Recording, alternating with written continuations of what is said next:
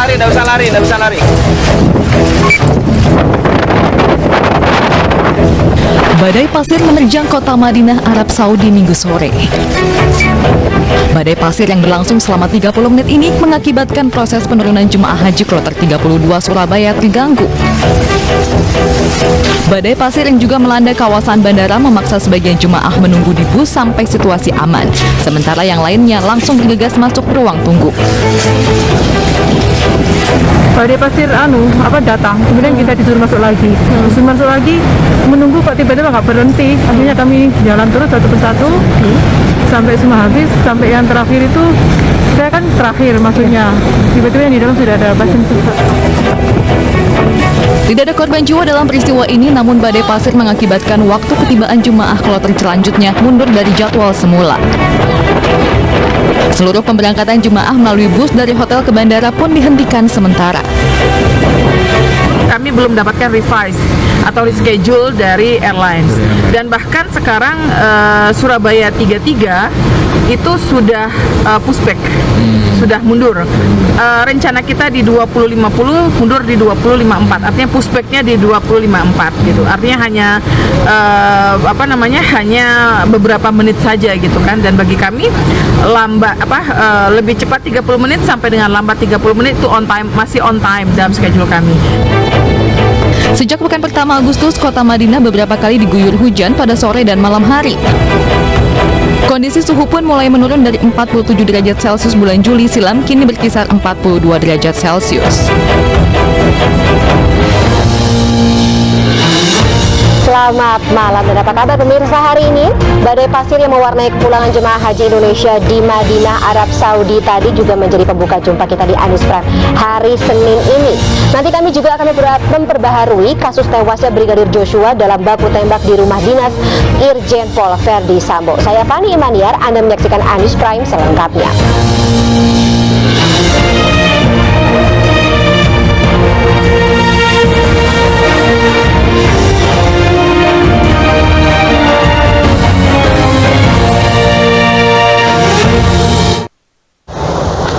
Ya, diduga akibat hubungan arus pendek listrik atau korsleting, sebagian bangunan ruko yang dijadikan pabrik pengolahan saus terbakar.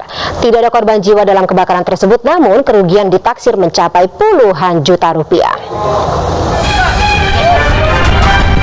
Jaya 65. Kobaran api membakar sebagian bangunan pabrik pengolahan saus di Jalan Mangga Besar 1, Taman Sari, Jakarta Barat. Petugas pemadam kebakaran yang tiba di lokasi berjibaku melokalisir api agar tidak terjadi perambatan yang lebih meluas. Diduga kebakaran disebabkan oleh hubungan pendek arus listrik. Usai pemadaman, polisi langsung menggelar olah tempat kejadian perkara. Kita masih selidiki untuk saksi yang berada di TKP, akan kita minta keterangan juga pemiliknya berkaitan dengan keberadaan pabrik ini. Dan juga kita berpolisi lain untuk memiliki dugaan penyebab dari kebakaran. Tidak ada korban jiwa dalam kebakaran tersebut, namun kerugian ditaksir mencapai puluhan juta rupiah. Ya, sementara itu sebuah mobil pickup yang ditumpangi 21 orang oleng dan masuk ke jurang sedalam 30 meter. 8 orang diantaranya meninggal dunia dan belasan orang lainnya mengalami luka-luka.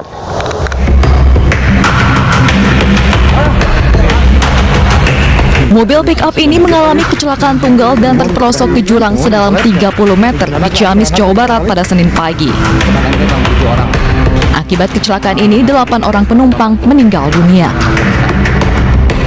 Berdasarkan keterangan sementara, pick-up membawa 21 penumpang yang terdiri dari 7 anak-anak dan 14 orang dewasa yang merupakan rombongan hajatan dari Majalengka menuju Ciamis. Mobil diduga oleng saat melaju di jalan menurun hingga akhirnya masuk ke jurang. Nah, kami masih dalam penyelidikan, cuman bisa dilihat kontur jalan sebelum TKP memang menurun. Kendaraan yang terlibat juga pol diesel yang memuat, yang dengan bak terbuka memuat penumpang. Nah, nanti kami akan melihat disesuaikan dengan petunjuk-petunjuk lainnya, apakah ada dugaan remblong ataupun faktor-faktor yang lainnya. Sementara Sementara pihak keluarga korban tak kuasa menahan tangis setelah pihak desa dan Polsek Jatiwangi mendatangi rumah duka. Setelah proses evakuasi selesai, petugas kepolisian menggelar olah TKP untuk menyelidiki penyebab pasti kecelakaan. Sementara itu, belasan korban luka saat ini masih dirawat di Puskesmas Sukamantri dan RSUD Ciamis. Kita ke informasi lainnya, pemirsa. Sebuah truk menabrak dua kendaraan di jalur Gentong, Tasikmalaya, Jawa Barat. Akibatnya 2 orang meninggal dunia, sementara 3 lainnya mengalami luka-luka.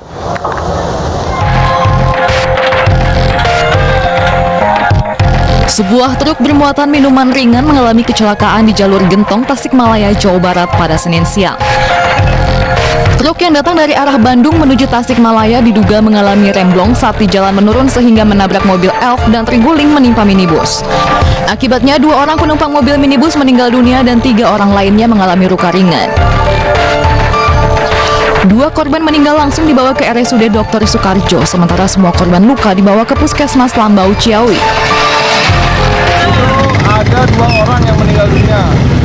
Lanjut ada 3 orang yang luka ringan, dan yang terlibat kecelakaan ada 1 truk dan 1 minibus dan 1 mobil Avanza. Sementara pihak kepolisian masih melakukan pemeriksaan lebih lanjut untuk mengetahui penyebab pasti kecelakaan. Namun akibat kecelakaan terjadi kemacetan di jalur Gentong baik menuju Tasikmalaya ataupun arah sebaliknya. Ya pemirsa, tim Sus Mabes Polri yang mengusut kasus kematian Brigadir Joshua Huta Barat siang tadi kembali berkumpul di Makobrimob, dan pertemuan tersebut adalah untuk menganalisa kembali hasil dari laboratorium forensik.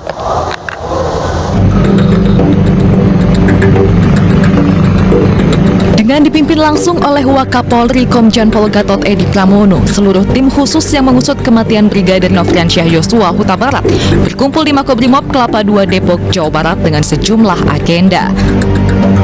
Tim Sus kembali memeriksa para saksi dan menganalisa kembali hasil penelitian dari laboratorium forensik.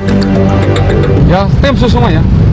Siapa tim sus semuanya langsung dipimpin oleh Pak Kapolri, kemudian Pak Irwasum bersama tim semuanya dalam proses pendalaman, termasuk yang di Bareskrim semuanya sama.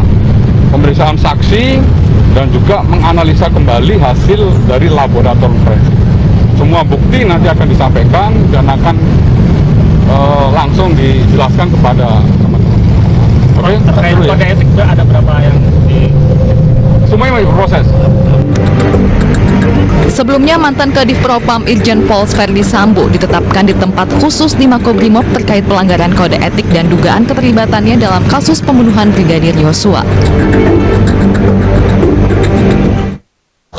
Dan untuk mengetahui bagaimana perkembangan pasca pertemuan tim Sus Mabes Polri dengan Brimob hari ini, kita bergabung bersama rekan Lika Apriliani di Bareskrim Polri.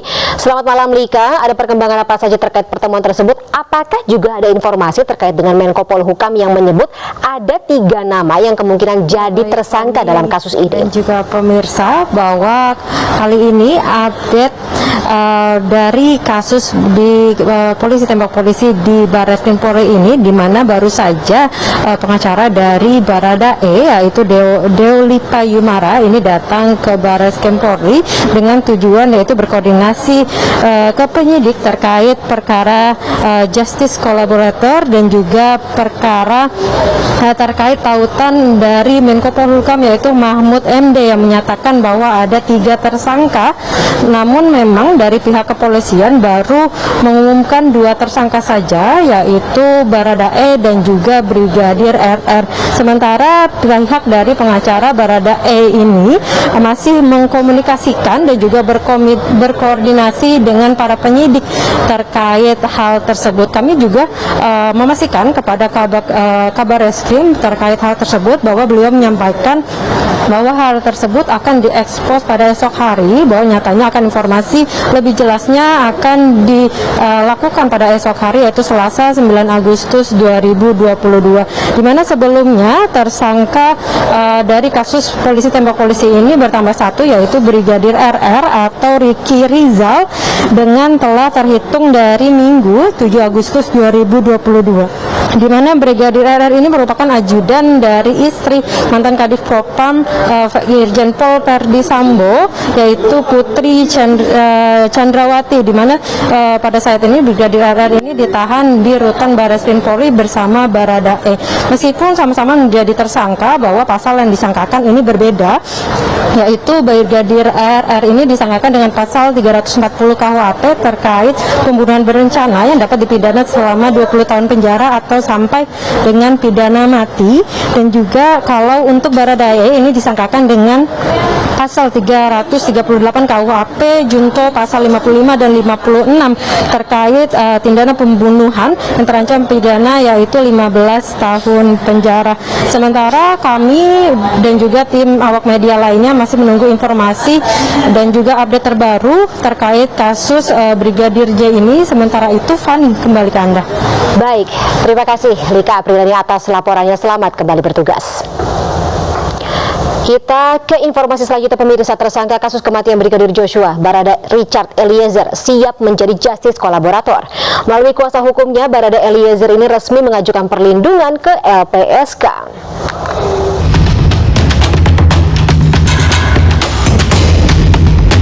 Barada Richard Eliezer atau Baradae menyatakan siap menjadi justice kolaborator dalam kasus tewasnya Brigadir Joshua. Baradae siap mengungkap semua fakta-fakta yang diketahuinya kepada penyidik. Kuasa hukum Baradae, Deolipa Yumara, mendatangi Lembaga Perlindungan Saksi dan Korban agar kliennya dilindungi sebagai saksi dan menjadi justice kolaborator. Sebelumnya, Barada Eliezer mengaku tertekan dan takut memberikan keterangan. Deolipa mengatakan kliennya siap mengungkap kasus yang menjadi sorotan masyarakat ini, termasuk mengungkap siapa aktor utama di balik dugaan pembunuhan berencana Brigadir Joshua. Barada ini kan kemarin galau, dalam tertekan, kemudian perasaannya tidak nyaman. Tidak nyaman bukan karena tekanan dari penyidikan, tidak. Tapi tidak nyaman karena tindakan dia yang memang sudah dilakukan. Tapi dia harus menyatakan suatu keadaan yang berbeda dari apa yang dialami, sehingga dia hatinya merasa resah, galau, dan tidak nyaman. Ketika kemudian kita ajarkan dia mengenai ketulusan dan kejujuran, kita ajarkan dia kepatuhan kepada Tuhan, kita ajarkan dia mengenai doa supaya Tuhan berkenan kepada atau apa yang dia lakukan, dia mulai sadar. Ketika dia mulai sadar, akhirnya dia merasa nyaman, plong, dan dia berdoa sama Tuhan. Ya, untuk permohonan yang awal nanti akan jadi pembicaraan di tim penyelidikan LPSK, apakah itu disatukan paketnya, apa dibuat terpisah. Ya, kita berpegang pada informasi terakhir saja, bahwa kalau memang informasi yang terakhir ini adalah yang benar, ya, dan kemudian Baradae mau bekerjasama, Baradae bukan pelaku utama, tentu dia memenuhi unsur untuk menjadi justice kolaborator. Terkait pengakuan Baradae bahwa tidak ada tembak-menembak dalam kematian Brigadir Joshua, Deolipa Yumara menyatakan hal tersebut merupakan ranah penyidik Barreskrim Polri. Sementara itu, analis pertahanan dan intelijen yang juga merupakan Ketua DPP Perindo Bidang Hankam dan Cyber, Susaning Tias Nevo Handayani Kertopati, menyatakan keinginan Baradae menjadi justice kolaborator ini harus diapresiasi dan dipenuhi. Kejujurannya dalam mengungkap kasus tewasnya Brigadir Joshua ini akan menjadi terang benderang, tapi harus diiringi dengan perlindungan terhadap dirinya dan juga keluarganya. Tapi dalam hal ini memang kita juga harus mengerti bahwa di tubuh Polri ini apabila ada kasus begini kan hambatan itu bisa birokratis, bisa hierarkis, juga bisa politis. Kalau secara intelijen kan ini semua kan operasi harus berdasarkan target. Operasi berdasarkan strategik dan taktis. Itu semua kalau clear ya jadi mudah. Tetapi kalau ada hambatan politis, hierarkis, itu akan menjadi ribet dan sulit.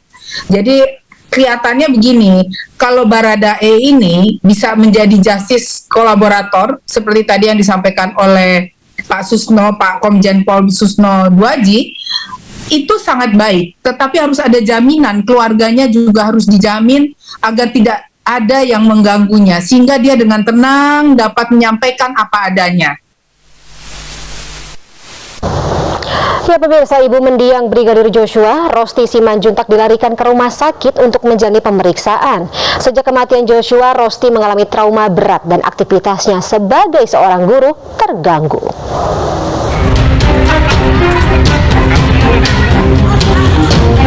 2 pekan sudah, Rosti Simanjuntak, ibu mendiang Brigadir Nofriansah Joshua Huta Barat, belum bisa menjalankan aktivitasnya sebagai guru di SD Negeri 74 Sukamakmur, Kecamatan Sungai Bahar, Kabupaten Muaro Jambi, Provinsi Jambi. Sejak kematian anaknya dalam peristiwa yang dilaporkan sebagai baku tembak di rumah dinas Irjen Ferdi Sambo, Rosti mengalami trauma berat dan kerap menjalani pemeriksaan kesehatan. Tugas Rosti yang merupakan wali kelas 4 di sekolah tersebut kerap kali digantikan oleh guru piket hingga kepala sekolah. Kalau soal dirawat, belum ada informasi karena kami harus menunggu juga informasi keluarga. Dan tadi pagi hari Senin hari ini kami menyampaikan supaya tetap semangat, dan soal apakah nanti dirawat tergantung dari hasil pemeriksaan dokter. Sejak menjalani perawatan di Rumah Sakit Kota Jambi, rumah orang tua Brigadir Joshua yang berada di lingkungan sekolah terkunci rapat. Ya, sementara itu setelah Barada Richard Eliezer alias Baradae ditetapkan sebagai tersangka, Barreskrim Polri kini menetapkan Brigadir Ricky Rizal, ajudan istri Ferdi Sambo yakni Putri Chandrawati sebagai tersangka. Jika Barada Eliezer dijerat dengan pasal pembunuhan, berbeda dengan Brigadir Ricky yang dijerat dengan pasal pembunuhan berencana dengan ancaman maksimal hukuman mati.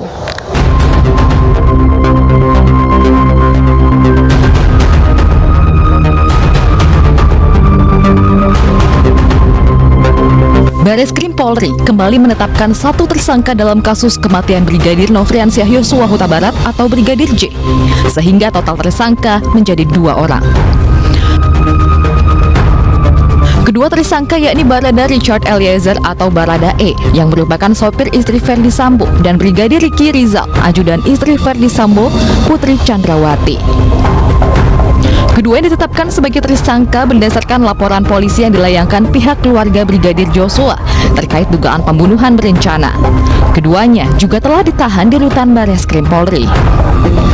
Barada Eliezer ditetapkan tersangka pada 3 Agustus 2022, dijerat pasal 338 KUHP Junto pasal 55 dan pasal 56 KUHP tentang pembunuhan dengan sengaja dengan ancaman hukuman 15 tahun penjara.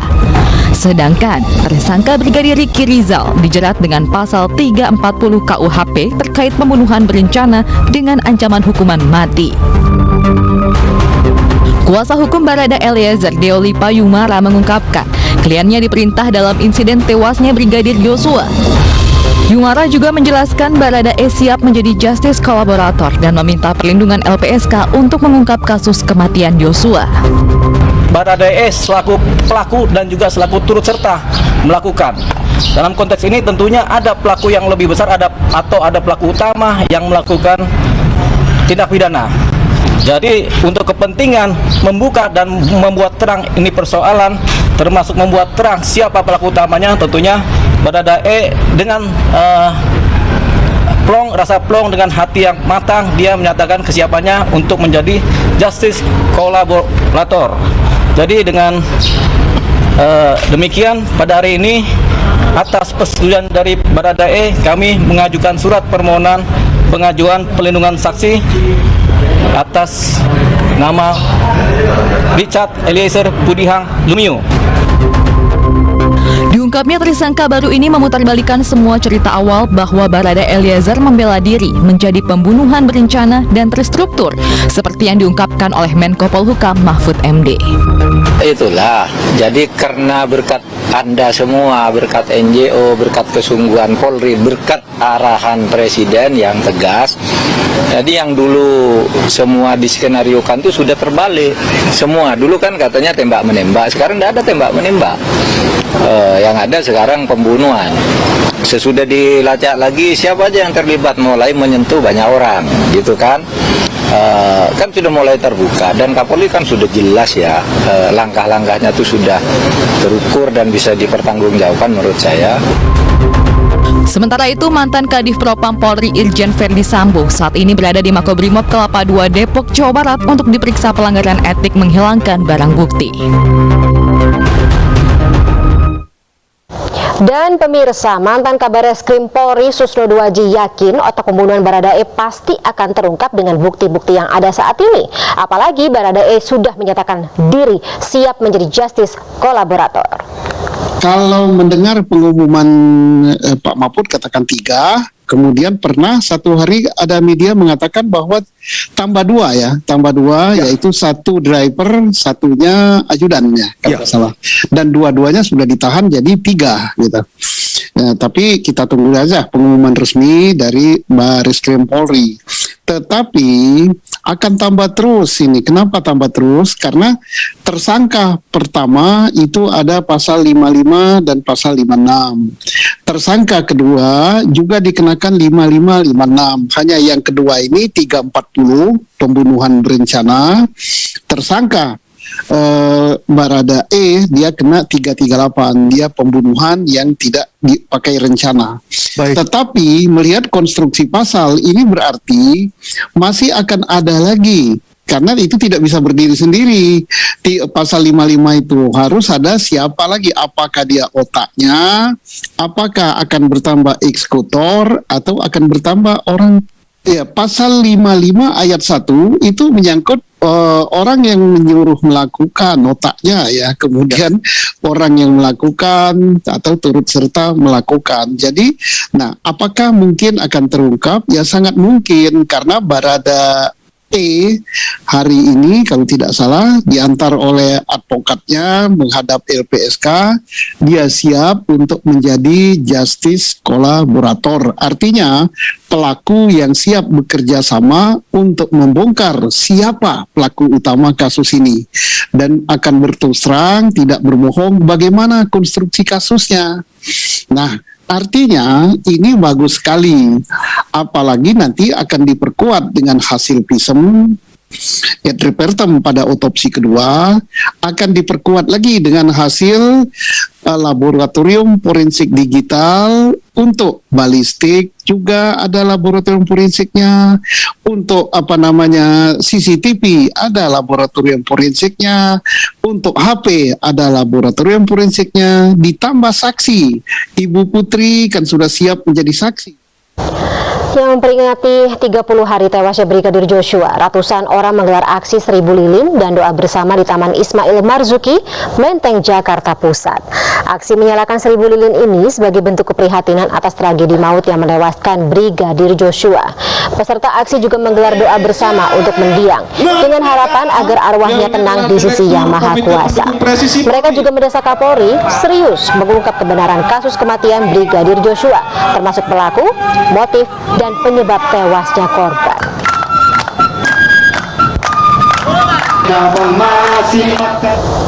Ya, pemirsa, tawuran antar remaja kembali terjadi. Aksi baku hantam dan lemparan kayu mewarnai perselisihan dua kelompok remaja. Sesaat lagi tetaplah bersama kami.